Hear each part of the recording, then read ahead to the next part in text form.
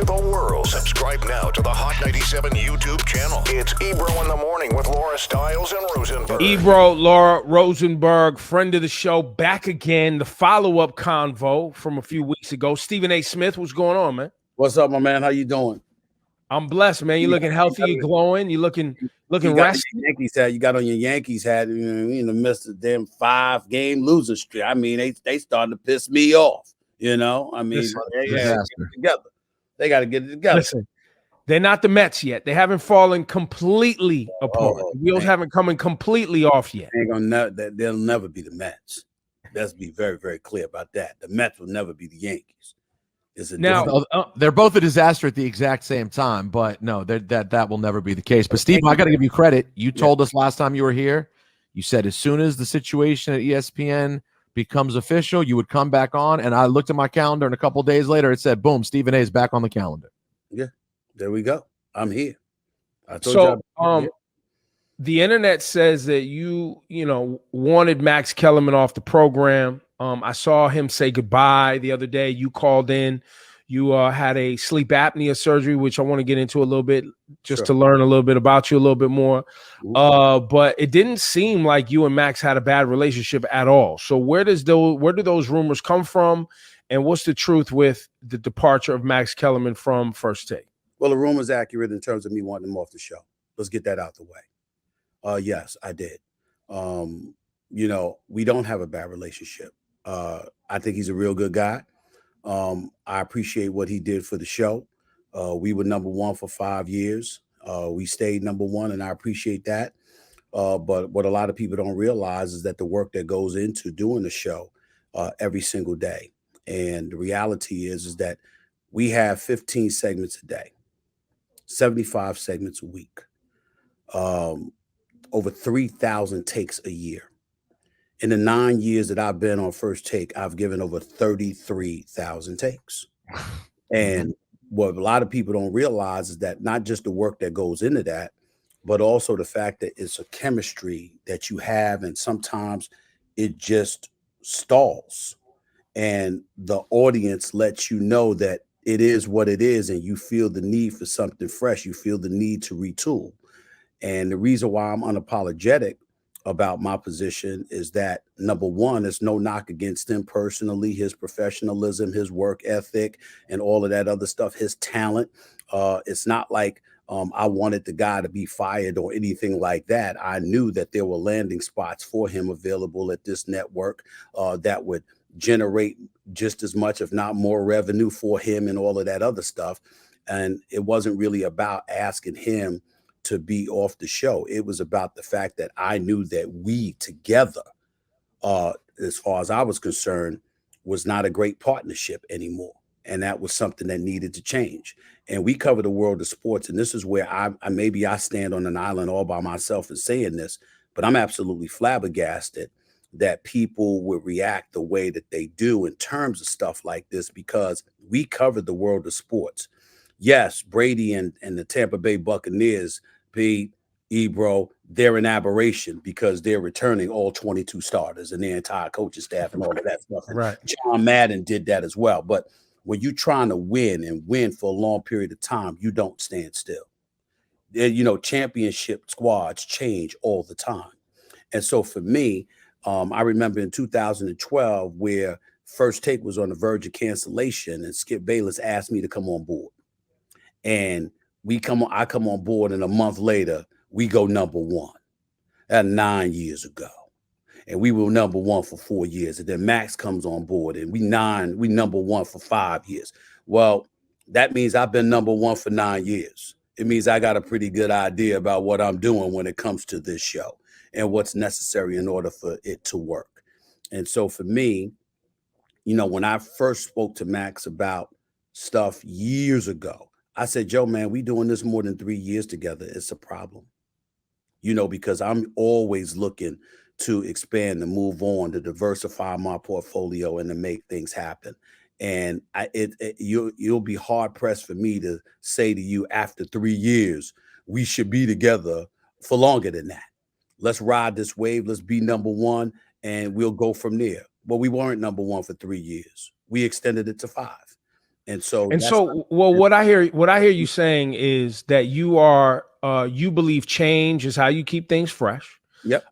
You believe you're basically saying that no one is permanent on first take. Whatever it takes to keep it fresh Yes. is what's going to happen. Yes. That's So this has nothing to do with Max. This has everything to do with how you see keeping things fresh and entertaining. absolutely. And then not only that, it also wasn't my decision. I gave my recommendation. They ask it, I tell it. Every single year when the season, when the NBA season comes to an end, the bosses ask me where I stand. And for the last 3 years, I said, this is where I stood. And not only so you've been consistent with the position that we need to evolve the program. We need a new energy for the last 3 years. But they're going to take your recommendation, right? Well, let me say this to you. Not just that. I also told Max that. Right. And how did Max react to that? He disagreed with me. And he disagreed with me 3 years ago. He disagreed 2 years ago. He disagreed this time. We've always understood where we stand with each other. And he also knew that it was nothing personal and it was nothing against him as a talent. I got a lot of respect for Max, and I genuinely like Max as a person. But I just didn't feel that, moving forward, he and I together was the right call. And I said that to the bosses. They disagreed with me a few times in the past. Evidently, this time they understood and they made the move. No one will ever accuse you of holding back, Stephen A. So let's keep it real. Let's keep this moving. Sure. How did you do on Jimmy Kimmel? Well, they say I did great. Let's go with that. I want to know, did they ask you back? Yes. That's the tell. Yes, they did. Yes, they did. Then you did. So you did damn good then. But I want to know how Stephen A. felt about it. How did you think? The honchos at Jimmy Kimmel, along with the honchos at Disney, were incredibly happy with what I did, and they said that they want me to do it more because they know I want my own late night show. They know I'm unapologetic about that, whether it's network television or an outlet like Hulu. They know they know exactly where I stand and how I feel and what my aspirations are. But that was my first time ever doing it. And so when people say you need more reps, you need more practice, let's see what you can do if you're doing this continuously. Having a big night one night is a real big plus, but let's see if you can do that again. That's where their mentality is. We'll see what happens. There are no guarantees. Nobody's made any promises to me or anything like that, but they know where my heart lies. And they know that I don't stand still, that I'm constantly looking to evolve and get better and upgrade my quality of life as it pertains, not just to money or anything like that, but the actual job you go in to do every day.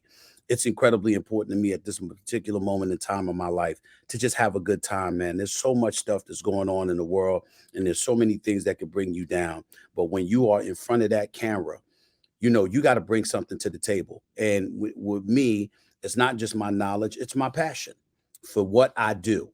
And when I'm not passionate, that's also evident.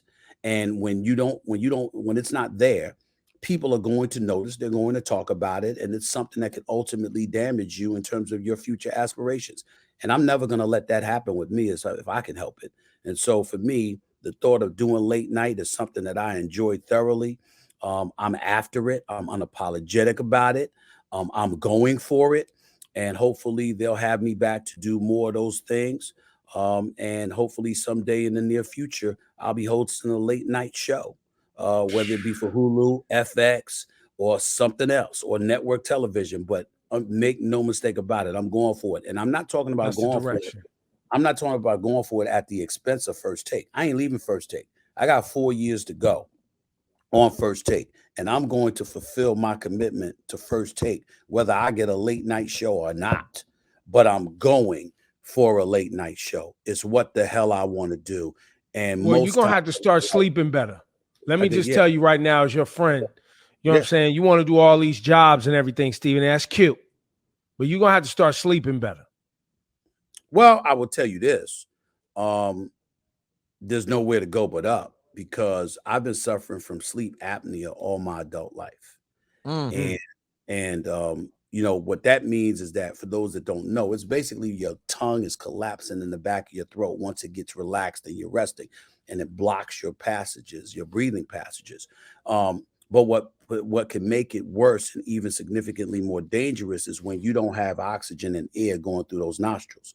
And so when I spoke to y'all, right around that week or so, they discovered when I went to the doctor that I had like 90% blockage in my nostril. And so as a result of that, they decided that they needed to operate on me. And so that was why I told y'all, I would come back on. I couldn't come back when the whole Max news came down and all of that stuff. And people like, where's Stephen A? Where's Stephen A? Well, I was at St. Francis Hospital in Long Island getting my damn nostrils operated on.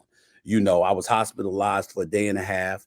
I had 2 big splinters from the tip of my nose all the way up between my eyes, placed on both sides of my nostrils and all of that other stuff. And it was essentially surgery to open, to address the septum and to open up my breathing passages and what have you, so I can breathe through my nostrils while I'm getting some sleep and stuff like that. So for the most part, it works because all of these years, I would tell you for at least the last 25, 30 years, I can count the days on one hand that I did not wake up with a migraine. So I would wake up every day, I'd have migraines, and I would have to work my way through it. And so for me, the toughest part I've passed. In other words, it can't get much worse than it has been the last 25, 30 years. I'm hoping the surgery works. They say that it takes about 6 weeks to really kick in and all of that other stuff. And we'll see what happens because the surgery was just three weeks ago or so. And I'm working through it, and I expect to be better than ever. Well, look, I know one thing. You're gonna be a little more nicer. We're gonna get a nicer Stephen A. Smith. See, arrested like he's already Stephen smiling. A. Yeah. Arrested, less emotional, nicer Stephen A. Smith. I don't know if the world's prepared for this. I think you're wrong. I actually happen to believe I'm a very nice guy. Really, I've always believed I'm a very nice guy. He's a nice guy. John Thompson, the late great John Thompson, former coach at Georgetown. I think that he encapsulated me and what I'm about a long time ago. He said he was hosting his radio show in DC with Doc Walker and those guys, and he finished the interview. He said, "This is what I love about Stephen A. You want to know how he feels? Just ask him." It's really that simple. And so for me, people talk about hot takes, or people talk about, well, Stephen said this, and they attach a headline for clickbait material and all of this other stuff. When people ask me a question, I answer them. I give them an honest answer, period. Now, I'm not going to debate people for free. People try to come up to me on the streets, in the supermarket, whatever the case may be. I'll be like, stop right there. I get paid to debate. I ain't doing that for free. You cancel that. But you ask me a question, I'm going to give you an answer. And that's me, and that's always been me, and it ain't going to change. Well, now, Stephen A., you worked in Philly for a long time. Yep. How does Ben Simmons fix his lips to say, after his performance and his time in Philly, that he is not, and I know where this is a few days, but I know you've been out for a little while. I wanted to just hear, how does Ben Simmons even fix his lips to act like he's got a problem with the Sixers when he has been the problem? I have no damn idea whatsoever. I don't know what the hell he's thinking. It was one of the stupidest things I've ever heard him say. It's not his job to elevate his trade value. It's their job, blah, blah, blah. He wants out, and he's playing the role of victim. He's acting like the city of Philadelphia and the Sixers organization did something to him. And it makes absolutely no sense whatsoever. And it's sad because I'm going to tell you why. I'm one of those guys who's been on the record on many occasions. I believe that Ben Simmons is a jump shot away from being LeBron James 2.0. He's that gifted. The brother is 6'10". He's got nasty ball handling skills, passing skills, high basketball IQ, incredibly athletic, can finish at the basket, and he is an elite defender. He was my vote for Defensive Player of the Year. The brother is special. He's got 2 problems. A, he can't shoot, whether it's from the perimeter or from the free throw line. And B, he doesn't seem to care enough to fix it. Those are the 2 issues that he has. And the latter is more important than the former. Put this in its proper perspective. Do y'all understand that if Ben Simmons, as awful as he is of a perimeter shooter, if Ben Simmons shot 75 to 80% from the free throw line. Do y'all understand he's good for 23 to 25 a night? Think about that. Damn. Without a jump shot at all. He's good for 23 to 25 points a night just based on if he could shoot free throws at a 75 to 80% clip. He's that gifted. And so for me, he want to live a certain life. He want to be about certain things or whatever. But the ultimate indictment against him is the fact that he seems to not want to work on the weaknesses in his game. And more importantly, he blaming everybody but himself. A city like Philly that has thrashed players in all sports, thrashed players that are on the team. They stood by. I watched the city stand by and make excuses. The organization, announcers like yourself, fans, everyone make excuses and basically gloss over his inability to put the basics of basketball, which is putting the ball in the basket. I don't think they glossed over. I think they chose to support him in spite of it. Okay, that's actually the real. Yes, absolutely. And Because then you shit on all the other gifts, or we recognize all the other gifts that he had. But you got to remember, this is different.